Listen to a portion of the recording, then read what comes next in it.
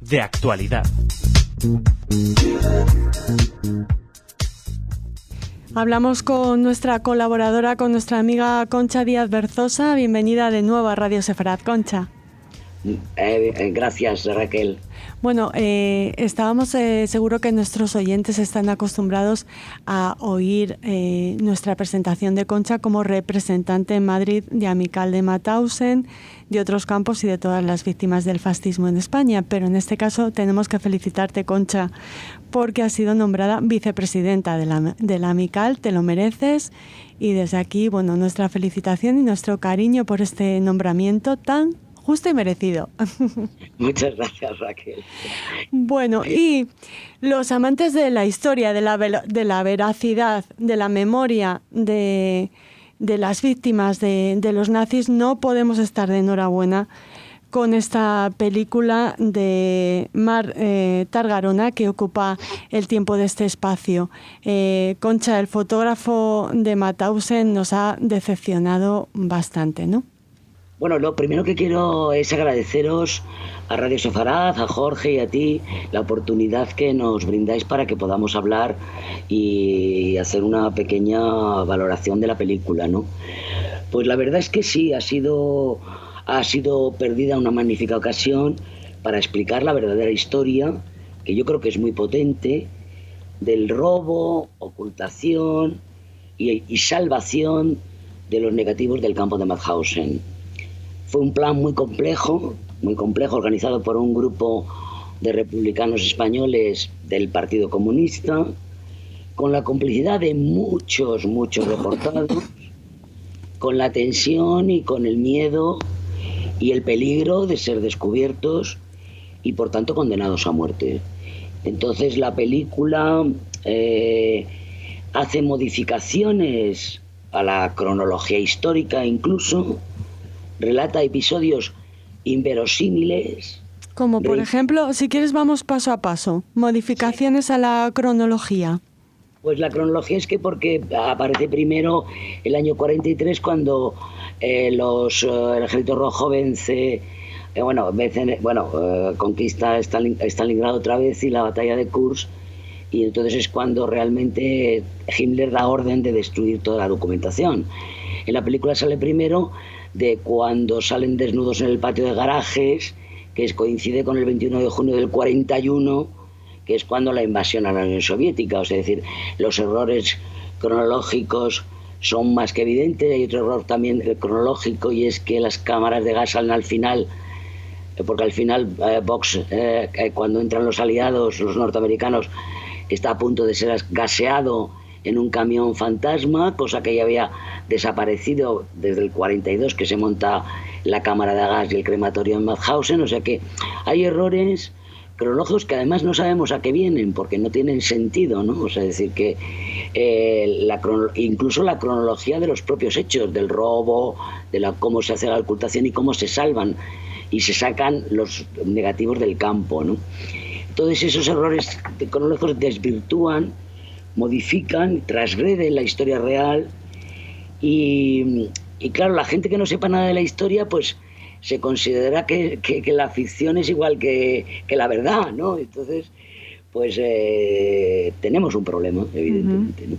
Hablabas de más sí, o sea, episodios inverosímiles, como que vos asiste a fiestas fiestas organizadas en casa del comandante Zierich, o sea que nunca sucedió, evidentemente, o incluso osa en enfrentarse a él, al comandante Zierich.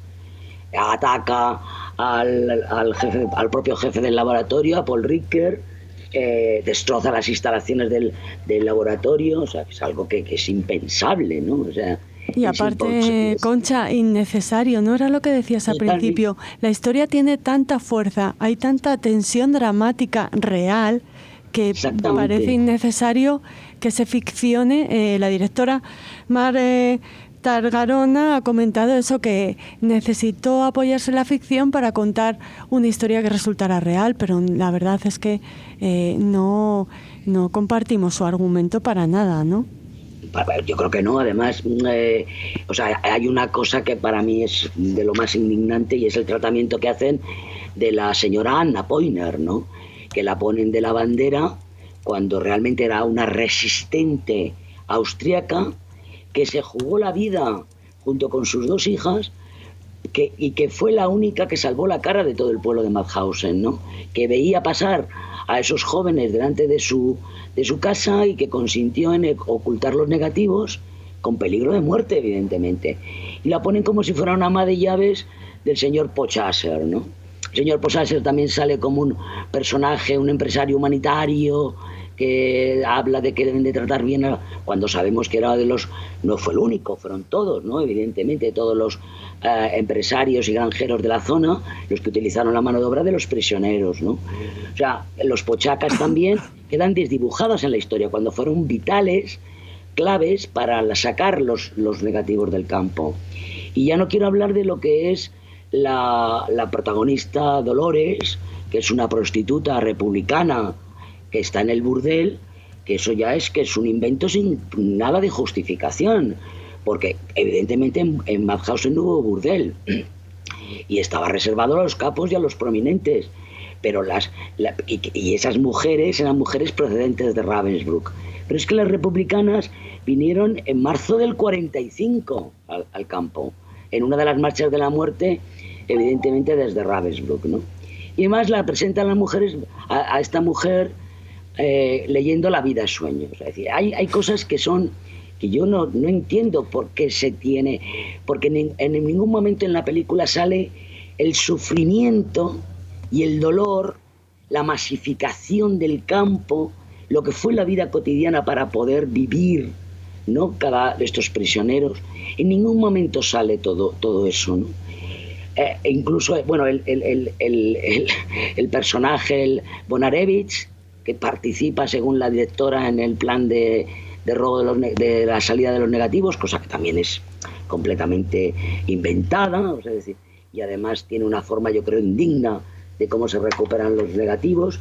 O sea, que hay cosas que realmente transgreden, ¿no? la historia real, y entonces lo que hace cuando tú ficcionas una cosa e introduces elementos distorsionadores, le das casi el mismo valor que a la verdad, ¿no? Y eso da pábulo a los negacionistas de que realmente en el campo pues no estaban tan mal, ¿no? Es decir, que pues no sé, parece casi que están en una residencia, y eso es un poco, yo creo que esa banalización de lo que es un campo de concentración, pues la verdad es que no tiene justificación, porque la propia historia ya es una historia potente. Además, todos los protagonistas, que fueron muchos en esta historia del robo, la ocultación y la salvación de los negativos, todos coinciden de que fue una acción colectiva. O sea, que no hubo una persona. Todos eran claves. Claves era Boyce, que estaba en el laboratorio fotográfico. Claves eran la gente que organizó el plan, evidentemente, ¿no? Que fue en el año 43 cuando se dan cuenta de que hay que destruir la documentación. Que era un grupo, pues ya estaba Joan Pallés, José Perlado, Manuel Larrazola, o sea, es decir, que eran gente dirigentes del Partido Comunista que se dieron cuenta de la necesidad de salvaguardar las pruebas para acusarlos. Los pochacas eran una pieza clave porque tenían que sacar los negativos del campo. Anna Poiner fue otra pieza clave. Entonces, todo se resume a que Bosch está en todos los planos, muchos, o sea, ese superhombre, ¿no? Sí. Entonces, no hay derecho, porque Bosch merece nuestro conocimiento y nuestro reconocimiento, ¿no?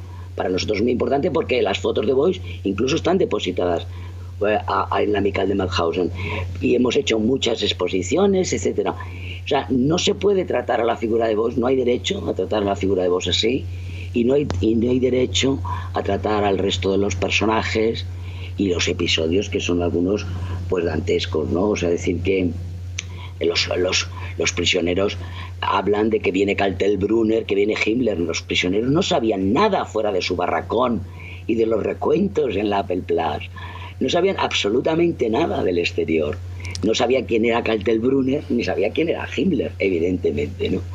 Y la liberación ya es, la escena de la liberación ya es, pues yo no sé si definirlo como una especie de delirio, ¿no? Porque ahí está la cámara de gas, el camión fantasma, bombardea a Mauthausen, que eso no existió, es decir, hay esa transgresión de la historia.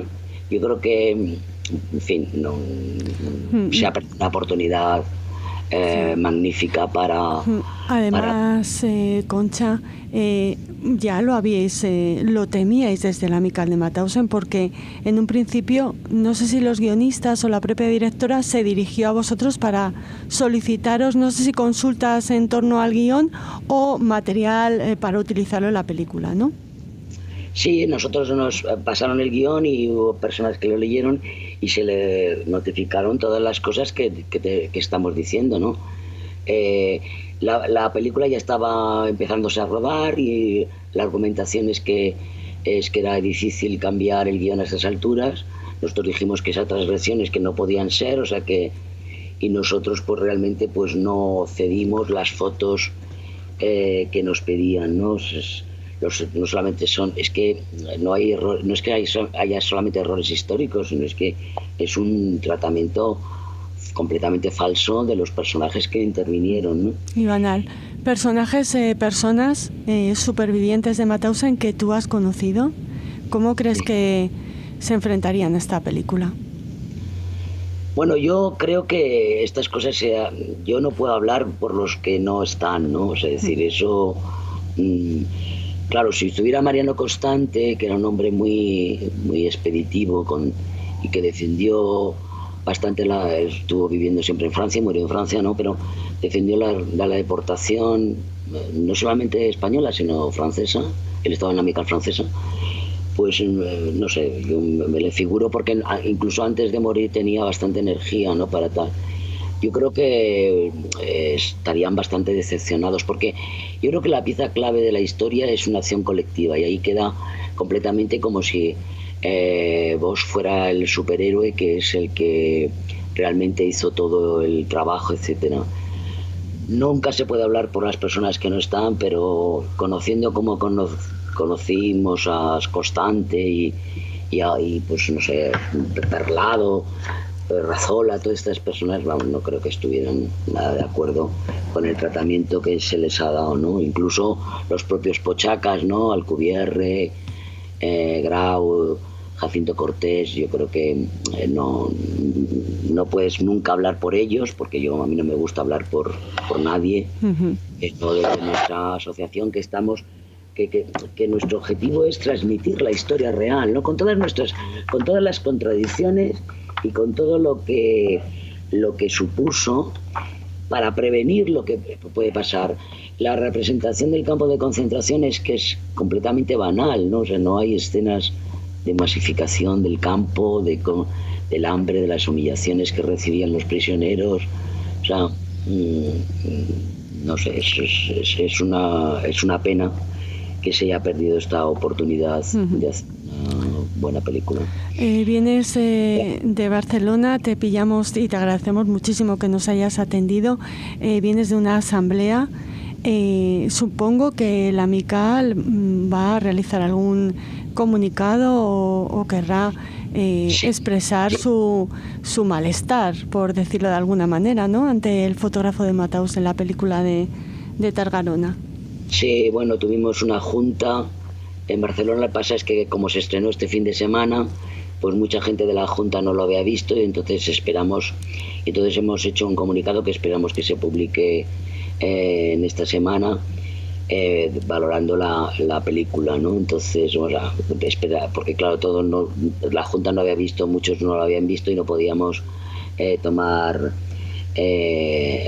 decisiones, ¿no? Pero sí, vamos a hacer un artículo valoración de lo que supone la película, ¿no? Y luego, bueno, yo no quiero entrar en el debate de que eso ya entienden, pues Aarón Rodríguez y toda esta gente sabe mucho mejor que estas cosas, ¿no? Pero en el debate de la representación, ¿no? De los campos, bueno, es el debate, ¿no? De Lachman contra Spielberg. Por reducirlo a... Bueno, creo que cualquiera de los dos se llevaría las manos a la cabeza, ¿eh? Efectivamente. Eso es lo que a mí personalmente creo que no es comparable, porque realmente la película, mucha gente que la ha visto, yo fui a una sesión normal y la gente salió sin ningún tipo de emoción. Luego además es curioso porque al final, cuando termina la película, los títulos de crédito salen las auténticas fotografías de vos, bueno, algunas fotografías, y realmente la historia, ¿no? Llegaron más de 7.000 personas, de los cuales murieron casi 5.000. O sea, es decir, que ese sufrimiento no se queda reflejado en ningún momento, no solamente de los españoles, sino el resto de los deportados, ¿no? Entonces, pues la gente salió pues sin emoción, y como al final los créditos, que la gente se levanta, tiene la costumbre en estos cines de levantarse cuando termina la película, porque los créditos no le interesan a nadie, pues yo creo que es lo único que es interesante de la película. Sí, aunque también hay críticas respecto a los créditos, porque en algunas fotografías, no digo que sean las de Bosch, pero en otras que se utilizan en esta parte final de la película, se ven marcas comerciales, por ejemplo Kodak, que es imposible que en el campo de Mauthausen hubiera película americana, ¿no? Sí, además, hombre, cuando Bosch entran los aliados, Bosch coge la Leica y es posible que empiece a utilizar, pero hay otras marcas que eso salieron en el 80 y tantos, es decir, que es que no hay de eso. Yo es que no, porque se empieza a levantar la gente en el cine y no puedes verlo, o sea, yo me tengo que levantar, yo que soy bajita, pues no, como la gente tiene esa, claro, pues si esos créditos se ponen al principio, pues a lo mejor hubiera todo el mundo quedado enganchados, ¿no? Entonces yo creo que ese es otro error de la película. Y bueno, pues realmente va a mover mucho público, evidentemente, y no es verdad, o sea, no todo vale, que es lo que yo pienso, ¿no? O sea, ni siquiera para dar a conocer la figura además y del esfuerzo colectivo que hicieron los prisioneros españoles, ¿no? Efectivamente, o sea, decir que es que además la figura de Bosch está muy documentada, y esos hechos de los negativos está muy documentada, porque eso lo hicieron los supervivientes nada más salir del campo, o sea que la figura está muy documentada, hay mucha documentación, no entiendo cómo no se ha escogido esa documentación para reflejar lo que fue realmente el plan de robo, ocultación y salvación de los negativos. Y la figura de Bosch también está muy estudiada, o sea, decir que no esa osadía de enfrentarse a Zierich, o sea, es que es impensable, son cosas completamente que consideras que es que no estás en un campo de concentración, no podían mirar a los nazis, las SS no entraban prácticamente en el campo, todos lo sabemos, eran los capos los que organizaban el orden en el campo, las SS entraban de pascos a brevas, esas cosas, todas esas historias que son completamente inverosímiles, son lo que hacen que la verdad, cuando se pueda equiparar a la verdad, ¿comprendes? Y la verdad es que no fue esa la historia real. Bueno, me imagino lo mal que lo pasarías en el cine visionando el fotógrafo de Mauthausen, que, como has dicho al principio, es realmente una oportunidad perdida de dar a conocer en nuestro país la historia de estos españoles que se enfrentaron a los nazis. Te agradecemos muchísimo, Concha, vicepresidenta de la Amical de Mauthausen, que nos hayas dedicado este tiempo y hayas realizado este análisis para los oyentes de Radio Sefarat, a quienes no les recomendamos que vayan a ver el fotógrafo de Mauthausen. Muchas gracias a vosotros por la oportunidad que siempre nos dais.